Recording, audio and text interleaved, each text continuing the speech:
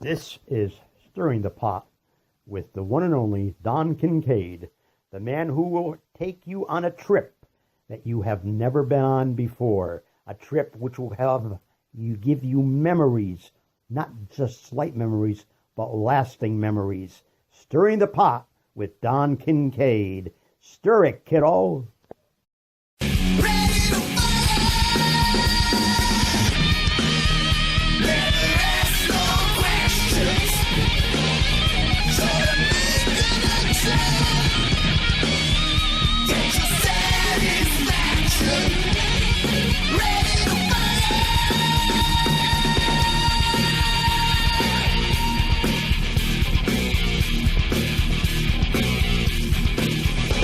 Now I'm going to read something real quick, and this is something that I found online. It was on a forum, and it was just actually a forum from an interview. And this was just by a random fan. And I'm going to read it real quick. It says, I have had the honor and privilege of being at Tom's twice in the past few years. The amount of goodies he has more in his basement. When I was there this past summer, after SummerSlam, we went for coffee and talked for well over 2 hours. Okay, not a random fan. I did not do my research. Tom is so knowledgeable. I wish he would adopt me and leave his collection to me. He is a great guy. Thank you, a proud student of WCMB. Are you familiar with this person? Yeah, that is, yes. I'm having a senior moment here. God Almighty, he's friends with myself and the Salvases. Oh, God, yeah. He's from the northeastern part of the state of Rhode Island. God, this was posted back in 2011. Can I see that for a minute? Yeah, absolutely. Let's see. That was posted back in 2011, and my point of bringing that up is I see these things all over the internet about one Mr. Tom Burke, and it's like, you know, I'm having a senior moment. I can see his face, but I can't give you a name. But I love you, Mr. or somebody or other. God Almighty. These are the things that I was finding, and I'm going to read you one more. I used to get his newsletter, and this is, again, 2011. I used to get his newsletter. It was almost like Christmas when it came, because it was so far ahead of the After mags, and even farther ahead of the way Dated Ring Wrestling reader reports. So basically, he's saying you were ahead of your time. Well, yeah. Well, you know what it was too is I just want to go to the back. I mention he mentioned the After magazines. Mm-hmm. I wrote for Ring Wrestling magazine since I was a kid, and I eventually became the editor. I took that magazine, the articles I presented in that magazine, in a serious note, maybe because of my interest in history and my love for the business. I could not fathom some of the articles that were in the After magazines. I will say this about the After magazines. They had the best layouts, the best photography. I only wish we had the same element in our production and layouts with a good text as we had and everything. I saw Bill Apter for the first time probably in 30 years at the New England Fan Fest this year. We chatted and everything. Bill is knowledgeable. He definitely has a place in wrestling history as a journalist. And I wish him well. And he treated us all with a song. That was great. Thanks, Bill. But definitely, the Western publications were in their own little niche. Ring Wrestling in their own niche. The Wrestling World was in their own niche, as were the other everyone had their own niche. But wrestling-wise, for substance, I would have to say Ring Wrestling was over them all. Mm-hmm. Nowadays, it's a little more, I guess, acceptable with the technology and the social media platforms that are out there to be able to be a person as myself and be able to I mean, it's been a building of relationships. It's not like I just took my phone and started throwing it in people's faces. Right. But it's a little more acceptable to be taking footage of wrestling matches and stuff like that. I just have a little bit more of a privilege to be able to talk to these guys with such, you know, like in your face kind of thing with the Kincaid files. Right. And it's beyond, I can't even tell you how much fun that, I mean, you would know. It's so much fun.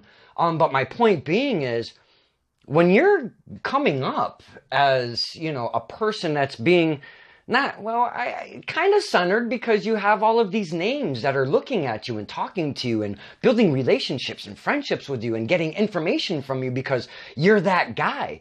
How the hell, way back when, how do you get your foot in the door of that? Because it's so not doable than it is today. Well, exactly. Back in the day, there was a barrier. Fan, intermediate person, media, such as myself, and the wall, and then the dressing room, the business. One had to build up trust from that point, away from the fans, the intermediate, to someone in the business. Mm-hmm. I was extremely fortunate in getting to know people that I had mentioned earlier. Mm-hmm. Al Mercer was an old timer, and Tom Mortimer, who was another old timer. And that kind of brought me into focus. And because I took the wrestling sport, and I'm using the word sport, serious, I think that helped navigate my way into being accepted. Mm-hmm. One thing, I tell you a little story. When I was working in New York City for 7 years, and I would go to the WWF shows as press. Okay. WWF as press. And I would go to the Garden, and you'd have the slew of wrestling photographers from the various magazines, plus the non-wrestling photographers. I found it extremely difficult to get that niche, to get that open. In 1972, I was in Vermont, and there was a wrestling show going to be going on in Burlington, Vermont for Grand Prix Wrestling, which was out of Montreal. I contacted the wrestling promoter, introduced him myself with the magazine. He said, yeah, come on up. I came up. He introduced me to the various people. Mm-hmm. And I started to get a niche and fit in. And one of the individuals was, that was unbeknownst to me at the time, was a wrestler by the name of Gilles the Fish Poison, who later came down to the WWF as Louis Cyr. But he was he was co-owner of the promotions with Ira Blow in Burlington, Vermont, and other cities in Vermont. Well, anyway, make a long story short, when he came down to New York as Louis Cyr, we got together and we were in public, and I called him by his name. Hey, Gilles, Tom, it is Louis Cyr. Gilles no longer exists. So I, it was just a slip of the tongue, but it emphasized how real you have to be. Mm-hmm. And everything, and but that's how it happened. It was inching. It was not something overnight. Right. You built it up and then moved in, and then once you got in, you want your P's and Q's. Mm-hmm. I was extremely fortunate enough to have some good guidance, and which I'm eternally grateful for. Mm-hmm. And it is something. For those people of the modern era that don't understand what kayfabe was then and now, it was truly secret society.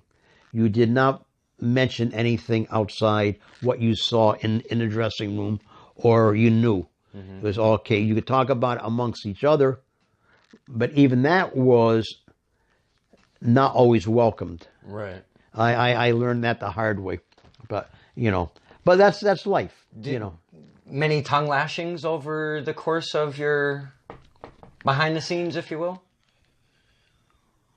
Only one, that I can recall offhand. I get yelled at all the time. Only one I can think of back in the day. Right. Back in the day, which was not that bad, but it's more strong advice. Okay. Let's put it that way. Yeah. Fatherly advice. Being a fan in the era pre-'80s, I started in the late '70s and worked my way up. But being a fan, I look back at footage and whatnot. So much different. It's like totally different. Oh, absolutely. Like people would come from like really far and wide, and I'm talking like 5, 6, 7, 8 hours, fans just to come see an event because it was almost like a major boxing event because it was really portrayed as a sporting event way back then, Yeah, it's interesting you say that. Back in the days, I'm going to use the 70s as an example, there were various matches that took place annually. The Los Angeles Battle Royal at the Olympic Auditorium was held in January, as one in San Francisco. Fans from the East Coast would travel to LA to go to that event. The cards in Florida drew big, and they would do that as well. That's in the 70s, and prior to all the hullabaloo of internet and cable and everything. Gotcha. But what it is that when cable came on and Georgia Championship Wrestling started to tour and everything, that started to etch into the local promotions, dwindling it down. And then, of course, years later, Vince comes around and boom, it's all over. At one point of time, we had, in the United States and Canada, we probably had 30 booking offices geographically. Wow. And that includes overseas as well. The 3 in Japan, actually 4 in Japan if you count the women's group. You have Korea, Australia, and of course you had Europe too, So and a wrestler could make a decent living, and consider it too. I remember one time a wrestler said to me, we're talking about his payday he got. He had a match, blah blah blah, got paid. And we're talking probably 1972, 73. He got paid like $80 for the match. Wow. Well, the $80 for one match, and considered that he would wrestle 5 times a week. Big money. That's big money back then. Absolutely. People don't realize that. Today, the guys wrestle for $10, $15. I know. And that's the other thing too, guys. When you're in that ring, think of Dynamite Kid. Look how he ended up in a wheelchair. You got to use a little common sense. The pop might be good, but in the end result, is it going to really be the future? As they say, wrestle smart. Yeah, wrestle smart Book is right. smart, wrestle smart. Yeah, exactly. Exactly. Yeah. We haven't talked your collection, but I do want to ask or touch upon something. I found out that there's 2 pieces that you're really looking to get your hands on. And I'm going to mention them. And if you could just talk upon them, because I am a one-man show and I think I have to connect some power over there. Okay. So I'm looking at, you want the Edge Strangler Lewis belt. There's a belt that's somewhere out there and you want it. I would love to have that. Yeah. There's also the Jack Pfeffer pinky ring. I know where the pinky ring is. So please, if you could divulge on that. I'm going to do my thing. You do your thing. Okay. The pinky ring is with the Santos family. Tony Santos was Jack's protege. Jack was his mentor. The Santos family took care of him right to the bitter end when he passed away. And Tony Sr. was given the pinky ring, which was handed down to Tony Jr. after his father passed away, and is now in the hands, or I should say, in the pinky finger of another member of the Santos family, who I don't know. The Ed Strangler Lewis belt is something that I think any serious wrestling collector would like to have. It's not one of these Walmart specials you go up for $19.99. One thing that bugs me, and I've mentioned this around, I can't fathom why 30-year-olds that attend wrestling matches walk around with a championship belt. I mean, come on, guys, you're not 12. Do you know my dad cracks up every time he sees a guy with my I just don't get it. I don't get it. I've discussed this with my friends and in my age range, and we just shake our heads.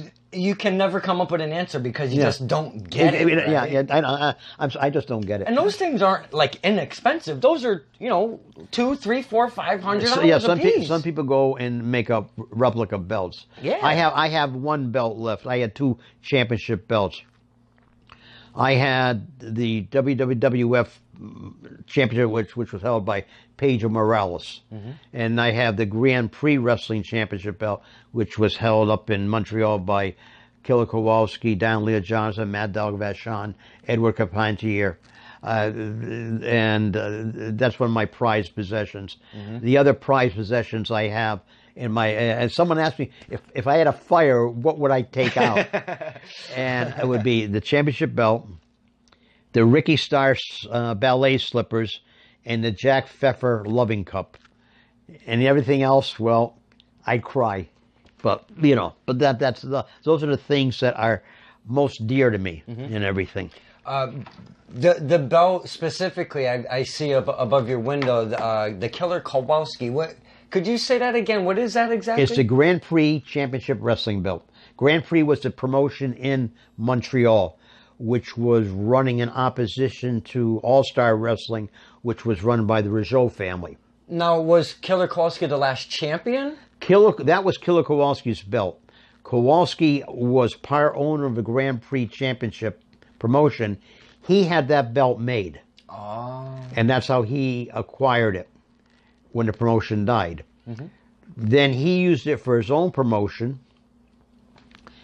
I was staying with Walter at his house one night, and we had a show the next morning. In between, he got a different belt. He asked me to get something out of the closet. I opened the door, and I got whatever he wanted, and I noticed it in the corner. I said, Walter, what's this championship belt? He said, oh, that's the old Grand Prix Championship belt. Really? He says, you want it? I said, yeah. Just like that? Yeah. He said, you can have it. Wow. I mean, he was Walter was a ace. Walter was a very, very dear friend. A guy who was definitely a loving human being. That's the only way I can describe him. Since we're on topic of Mr. Kowalski, Tessa Strength with Slick Wagner Brown at the head of it. Who's a student of Kowalski's. Is a student. He's a Kowalski guy. He is carrying on that legacy, if you will. Absolutely. Slick Wagner has that old school style and mentality, both which I applaud him for. Loves the storytelling. Yeah, exactly. Mm-hmm. He does. Slick does very, very well.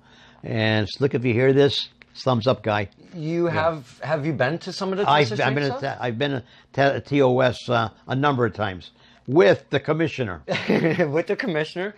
And as a matter of fact, they got a show coming up in Northampton on.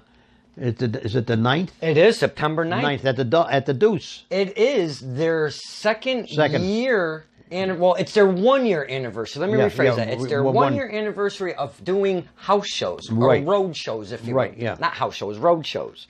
And it's going to be Fight for Your Dreams 2. Because Fight for Your Dreams was their very first big one, and now it's like their WrestleMania. Right, yeah. So that's coming up September 9th at the Deuce. You are correct, sir. I've seen 2 seminars said Test of Strength. Okay. One from Just Incredible, one from Nunzio.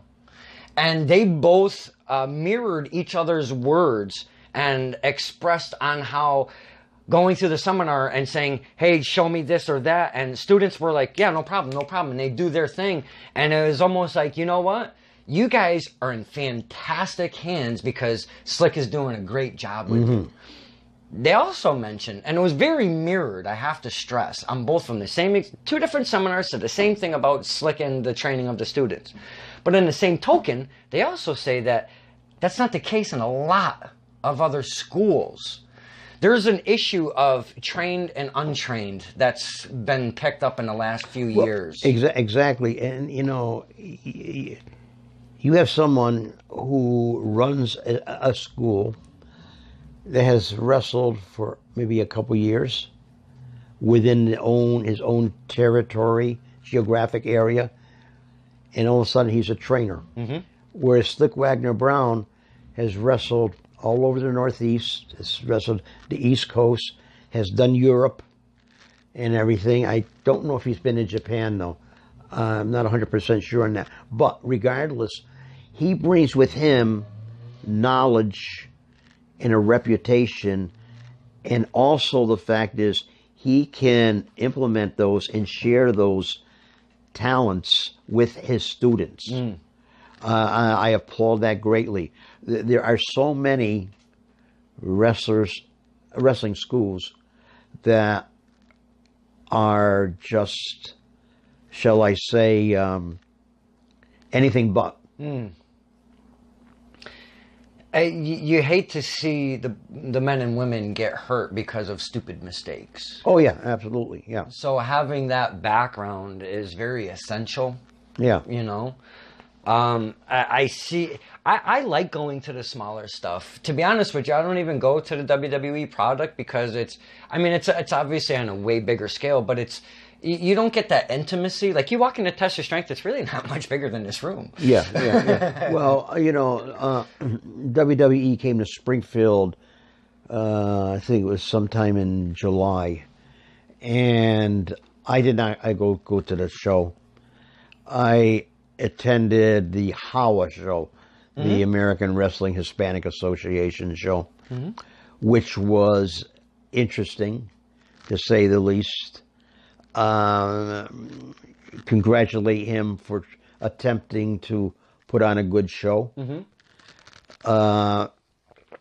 And talent-wise, some of the stuff was good, some of the stuff not so good.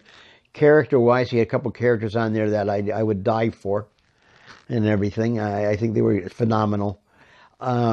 He drew maybe 100 people, which also comes to the fact is that out of that 100, I'm going to rephrase that.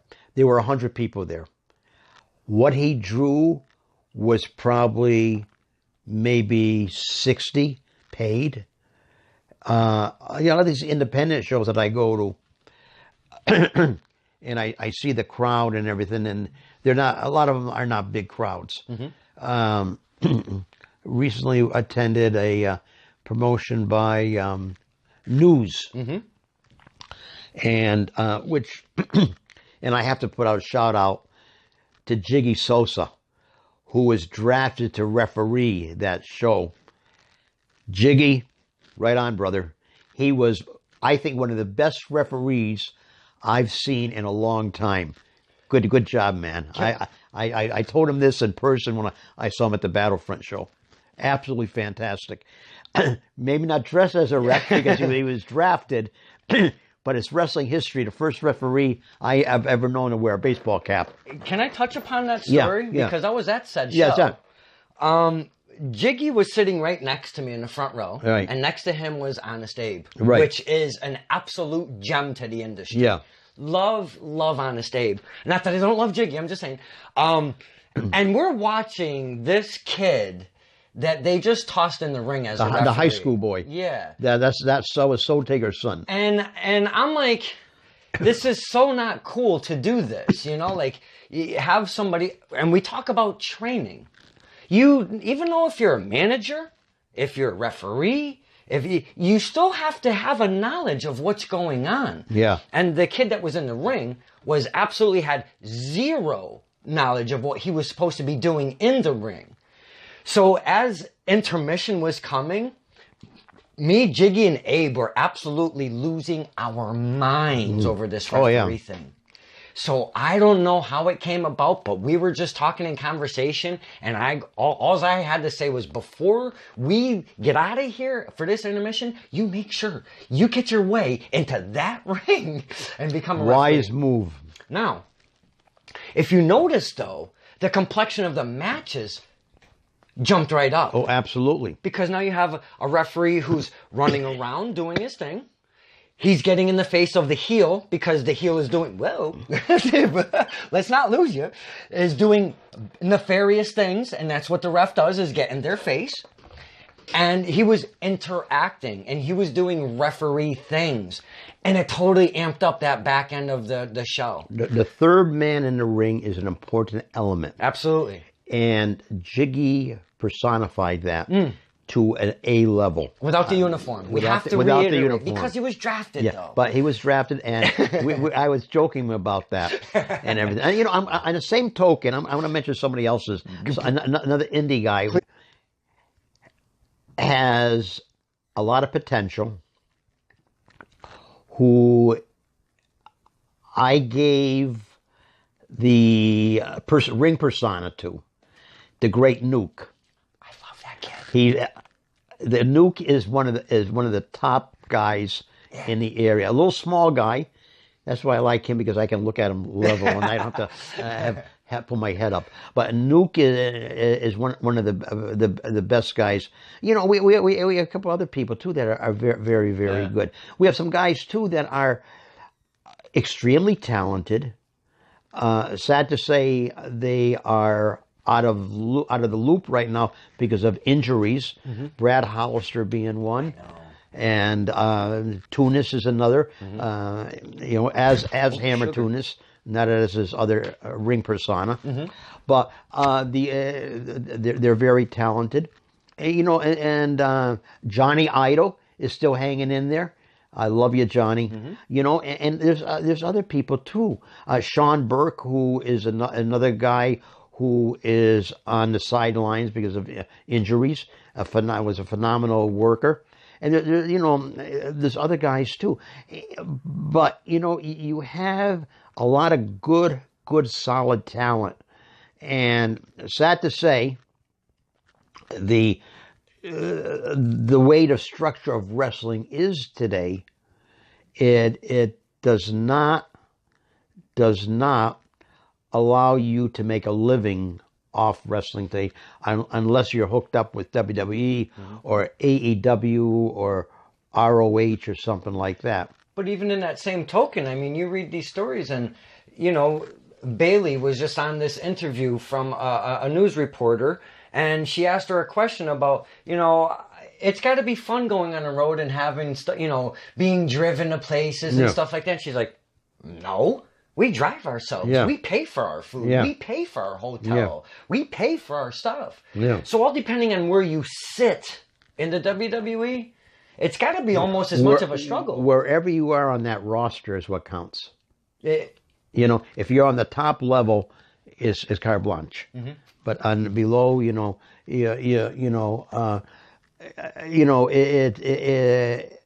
it's a situation where I had mentioned this one time at a PvP show when I was in good graces. But I had mentioned, somebody asked me sometime what the chances were for them to be in a promotion in the territory days. And I said, the whole crew. The whole crew could be wrestling all over the country because they were that solidly talented. and everything, and that still prevails today. But sad to say, the territories are gone. You know, and that's not only PvP but other promotions in the area as well. You know, we have ROH, which has some local independent guys from our area who developed and are in ROH today. Dalton Castle is one. I'm going to throw a name to you. You won't know who he is until I tell you who he is. Okay. Tommy Penmanship. I'm sorry. Tommy Penmanship was a young wrestler, about 18, 19, worked for Doc Heresy, would come in with a long robe, a feathered quill pin, and do all this. Tommy Penmanship became, are you ready for this? Okay. And I'm going to screw up his name because I screw up his name all the time. Thomas Capano? Capano? Capasso? Oh, Tommaso? Tommaso Ciampa? Yes. Yeah. Really? Really, yeah. Tommy Penmanship. Yeah, I'm sorry about that, Tom. I screwed up your name. But yeah, you know. These names that you've mentioned, they come through Chaotic Wrestling. Yeah. They come through NEW. Yeah. Like Flip Gordon now. He was an NW champion and he went to ROH. Yeah. I mean, the names that we see, even like the Performance Center where they have the NXT thing now. We saw the Warbeard Hansen come in there. Right, yeah. And I mean, it's like, well, NXT is going to be the lifeblood of wrestling as I used to know it in many respects, because you have Rigo down there, you have Robbie Brookside down there. I don't know if Finley's still involved. He is. You know, you have these guys, and what are they? They're all British. They're all British guys, and they wrestled on the carnival circuit and everything. And you know, and they have a different mentality. They have a different attitude. They have a different perception of wrestling, and they have different methods of training. Getting back to Rigo for a minute. Yeah, please. He's not only a wrestler, not only a trainer, an innovator, he happens to be a wrestling historian on British wrestling. Oh, is he? Oh, big time. One time when he visited and everything, I took out my British files. I had like 4 of them. And he's going through, and every page he turned, he has stories to tell about this guy. And I must have Xeroxed off hundreds of pages for him, which he paid for, by the way. Thank you. but you know, it's just amazing stuff. It's got to be surreal to be sitting at your desk with William Regal, looking through your stuff that you've collected. And he's just like, you know, blah, blah, blah, blah, blah, and this. Well, you know, and it doesn't faze me anymore. You know, it doesn't, you know, because I'm friends with him. Right. You know, I think I said to him one time on his visit, I said, who in the WWE would really appreciate what I have here? And he told me, and I nearly dropped. Okay. He said Triple H. Well, if you look at the NXT brand. Yeah. You know? This was before NXT existed. Yeah. You know? And I said, geez. And then I realized, having met him back in the day when he was wrestling for Kowalski, you know, and I could see that because we talked old time back then, you know. But it didn't click with me, you know. But, you know, so thank you, Triple H. Come on and visit. Have you had many names come and visit Mr. Tom Burke's shrine, if you will? I'll give you some names. Okay. Kevin Sullivan, the Fabulous Moolah. Not Mae Young. She wasn't involved. She wasn't in at that point. When I'm talking Moolah, talking late 70s. Okay, Donna Crescentello. Carl Von Hess, Lou Thez, Red Bastien, let me see. I got a guest book. Oh, Mad Dog Vachon. I'm sorry, Butcher Vachon. Oh, that's freaking son of a bitch. Let me tell you. Not you, Butcher. before you leave, young man, Yes, you're sir. going to sign my guest book. Oh yeah, yeah. Oh, awesome. I had a page specifically for all the wrestlers to sign, and I must have had 20 names on that sheet of guys of notoriety that visited, except Karl von Hess. He refused to sign. Oh really? Well, that was his gimmick. I loved him. I loved him. He gave me a salute instead. But anyways, some son of a bee came to visit me and took off my page with all the wrestlers that I visited. Killer Kowalski's name was there, Butcher Vachon, Brian Walsh, and a number of others. I was just dumbfounded. That hurt. That really hurt. And at that point, that's when I stopped having visitors come. Oh. I got so pissed. Yeah. But I reopened up my office, and now when wrestlers come and visit, they sign the guest book in the general guest book, not a specific page. Okay. So, I still have to watch though. That's You'll be frisked before you leave. Thank you. That's what it is. I mean, I've been fortunate and blessed by that. But those are some of the names I can think of offhand, I've talked. Oh, wait a minute. Getting back to the guest book. Please, yeah. And Butcher Vachon. When Butcher came up with his daughter. You did call him an SOB. No, I did. That wasn't him. That was a thief. No, I don't. He came up with his wife and his daughter, who was 10 years old at the time. I still have her autograph. She would later become Luna. Oh, yes. But I still remember, even though I don't have the guest book anymore, the guest sheet, when he walked into my office and he wrote something and it hit me right in the heart, a little part of our world. And that meant a lot to me. It really did. That's awesome. And, he was, Paul's a very good friend. Mm-hmm. And he was probably one of the most influential people at that time in my life in wrestling. Because he welcomed me. He could have easily shut the door, but he was phenomenal. That's awesome.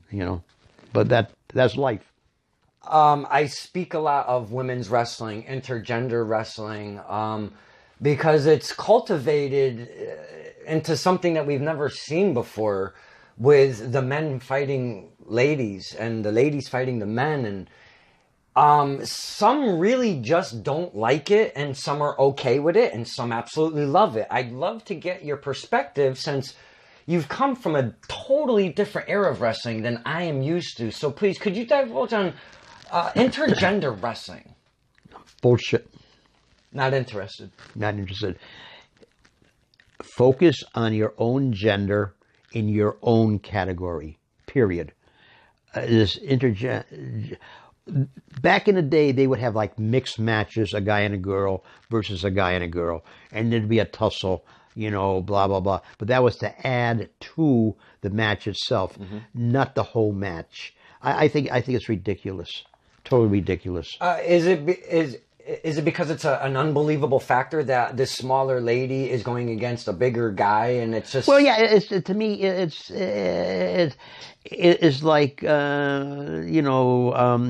Davy and Goliath situation, Yeah, it's an untrue story. Yeah. It's stupid. I just it's not my bag at all. I think it's, I think it generates... I'm going to use a word. Okay. I think it generates a perversion of some sorts. Okay. Of wrestling, and I'm totally against it. Interesting. And girl wrestlers that I know from back in the day said they would never participate. Yeah, and to doing something. Yeah. You've mentioned so many names. You've been a booker. You've been a manager, a persona there, Von Speicher. But You've done this amazing historian archiving. Are you ever gonna stop? Or is Well, this you know, just it's gonna interesting keep you mentioned going? that, Donald. Let me tell you, I've kind of sometimes I see something on Facebook, I'm sorry, eBay, and everything. I say, well, you know what? That's kind of nice. But what I focus on are small things because Right. Postcards, matchbook covers, business cards, stuff like that. I like. You know, championship belts minus the Ed Lewis belt. You know, are nice but not feasible. As I said earlier when we started this, in 2 years I'm going to be 75. Granted, I have another 10 years that put me at 85. Where's all this going to go? You know, I mean, Jimmy Cornette had mentioned on his podcast the other night about his stuff and where he wants it to go to, and that's the University of Notre Dame. Whether he does or not, that's beside the point. And I have thought the same thing. I know various sections of my collection are going to certain people. My Curry file, Bill Curry file, and various pictures are going to go to Nick Curry. My British collection and Northern Ireland collection is going to His Lordship William Regal. The Chris Cote memorabilia I have, which I'm working on a Chris Cote tribute, I don't know if you've seen it on my Facebook page, is going to his family. So that's very important to me to make sure that it's going to go to people who will appreciate it. Right. You know, Getting it to the right people. And the executor of my estate knows who's getting what, and that's important to me. That's good. Because this has been a lifetime. You know, and I mean, it's something you don't see every day. No, because you walk in here and you're like, holy crap! I mean, every item here has a story behind it. Donald, I'm going to tell you something. You don't have enough time to hear all the stories. There is no possible way I could. I mean, how can I? But one of these days, on part 2, which we'll do at a later time, that would be fantastic. You know, I don't seem to have... Oh, I know why. I'm looking in the wrong section. I am looking for something specific. And you, my friend, are actually part of the New England Wrestling Hall of Fame. Yes, I am. Yeah. And I see here they have playing cards. A trading card. Trading cards, not playing cards. Trading cards. And Mr. Tom Burke, you are a trading card. Yeah. For the New England. And you know something? I don't have them yet. You don't even have your own card? I don't have my card yet. Come on. Hey, Joe Bruin, send me a set. Before we do wrap this up, because I mean, again, we could talk. Yeah. I could probably do 17 parts and still not be done with We can Mr. do Tom that. Burke. Yeah, manageable. Could you please talk about this? Because this is definitely where I wanted to close. The New England Hall of Fame, Wrestling Hall of Fame. This is something that's not very old. No. It's a newer thing. It's Joe Bruin. God bless Joe. He's been up here several times. Joe has this vision to have like a New England Wrestling Hall of Fame. He's not the first one that sought this up, but whether it's ever going to take place or not, that's another issue. But at least he's doing something. Mm-hmm. A matter of fact, this weekend down in Charlotte is called The Gathering, which a lot of the Mid-Atlantic guys are there, and other wrestlers from the South and other areas are focused on. There's a fan fest thing and everything. But Joe runs this every year. He's got one coming up in June of 2020, which I'll be attending. I did a seminar there last year on the history of wrestling in New England. So do you just stand up and speak? Yeah, I speak and, I take questions, etc. Gotcha. Because if I don't do it, and I'm not patting myself on the back, who's going to do it? Right. And Who is going to share those memories? yeah, you want to share and everything, this stuff. you know. Yeah. Anyways, make a long story short, Joe has worked very, very hard, and I don't know how he does it. He's a father. He works 2 jobs. He does this wrestling thing. Joe in my book is a great guy, totally devoted to his endeavor and everything. Whether it ever come to pass that we have a brick and mortar building and a Hall of Fame, that's another issue. Mm-hmm. You know, it would take big bucks. Right. Absolutely. You know? Absolutely. You know. That is no joke. But right let's just hope for the best. But as long as he keeps on going with the Fan Fest things and the Hall of Fame and everything, it's doable at this point. You know, you have to start to be realistic as to where you're going to go. You know, there's 2 other Hall of Fames. The one in Wichita Falls, Texas, which was previously in upstate New York, and the one in Waterloo, which is, I think it's called the National Wrestling Hall of Fame, which is actually it's 2 levels. It's an amateur, which they are heavily influenced on and promote, and a pro wing and everything. The pro wing has been downsized from what I've been told, but you know, but at least it's something, you know. And in the pro wing, the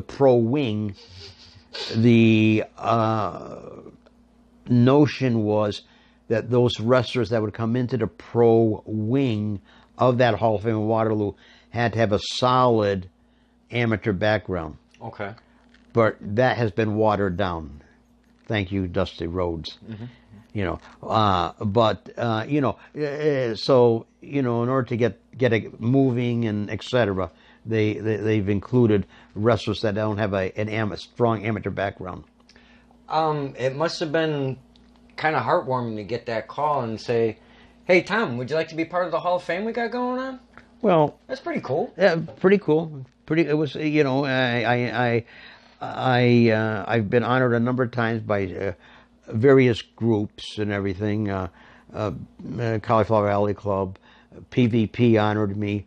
The group we just mentioned, the New England Hall of Fame, and everything, and the Pro Wrestling Hall of Fame. So it all nice. You know, it's a lifetime achievement.